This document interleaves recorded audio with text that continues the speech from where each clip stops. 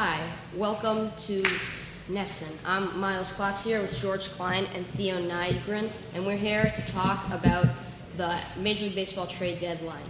The deadline is only a week away, and there's a lot of news going around. Yesterday, the Philadelphia Phillies signed their star left-hander Cole Hamels to an extension worth $140 million over 6 years, and that puts the future of Cliff Lee in doubt.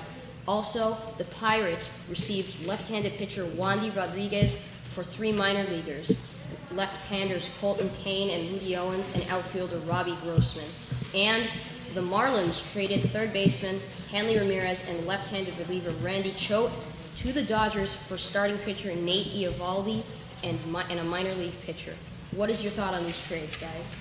Well, you see, the Marlins started off the year with high hopes. They had their brand new ballpark. They had the fancy sculpture. They came out with all of the Miami women on the field, and it has just been a complete disaster for them. They just haven't performed to the ability that they can. Heath Bell has been a disaster. He just came out of the gates with nothing behind his throws, and now they're just starting to sell all of their pitchers and all of their good players, except for Jose Reyes and Mark Burley and Mike Stan. It seems like everyone is on the table at this point. We've had Hanley traded, we've had Anibal Sanchez and Omar Infante, and now it looks like rumors are starting to pop up for Josh Johnson. Do you see Emilio Bonifacio leaving Miami at any point? Well, he's a young, speedy player, so I have the feeling that they're going to try to hold on to them, but if they get the prospects they feel that they should, at this point, anyone could go. It's been that They've bad. got a good future. Jose Fernandez has been absolutely dominant in his first season as a minor league pitcher. So, what is your thought on these trades, Theo?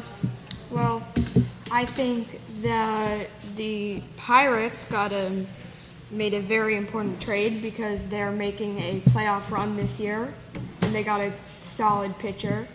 And I think the Marlins, this is clearly the first step that shows that they're really just looking to kind of rebuild a little bit and get rid of a lot of their big names. So we're going to open the phone lines now, so if anyone has a call, don't worry. And yeah, we do have a call. We have Rick from Washington. Rick? I think that the San Francisco Giants could add another piece. Who do you think that could possibly be? Well, the Giants, they've had massive struggles from Tim Lincecum. I think Lincecum's been looking better. Last 2 starts since the All-Star break, he's been thrown very well. Their outfield's been solid. What I think they need is their middle infield. Brandon Crawford, Ryan Theriot, Freddie Sanchez is done. That outfield's not going to. That middle infield's not going to do it for them. So I think a piece needs to be added. Not many middle infields on the market. What do you think, George? Well, yeah, there has been a shortage, but speaking on Lincecum, I feel like they're a pitching ball club, and I feel out of all of the moves that they're going to make, they're going to go for pitchers because of the shortage of middle infielders that are on the market. And again, we had heard there were 10 teams interested in Ryan Dempster. We already know that the Braves are, and I wouldn't be surprised if the San Francisco Giants were in on that. Yeah. And before we get to Dempster, Santiago Casilla has been struggling lately as a Giants closer. You think they should put Sergio Romo into the closer's role, Theo? I think that would be a reasonable idea, but who knows how well he might have trouble with closing, because it can be hard for pitchers to close. They might be great in the bullpen, but then when they go to be a closer, they're not very good. He's never been a full-time closer, and he throws a hard slider, and that could definitely have an effect on his shoulder. Anyway, back to the nightmare that is Ryan Dempster.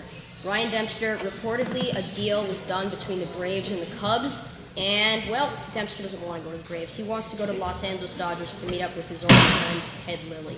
And the problem is that the Cubs do not believe they're getting enough for Ryan Dempster.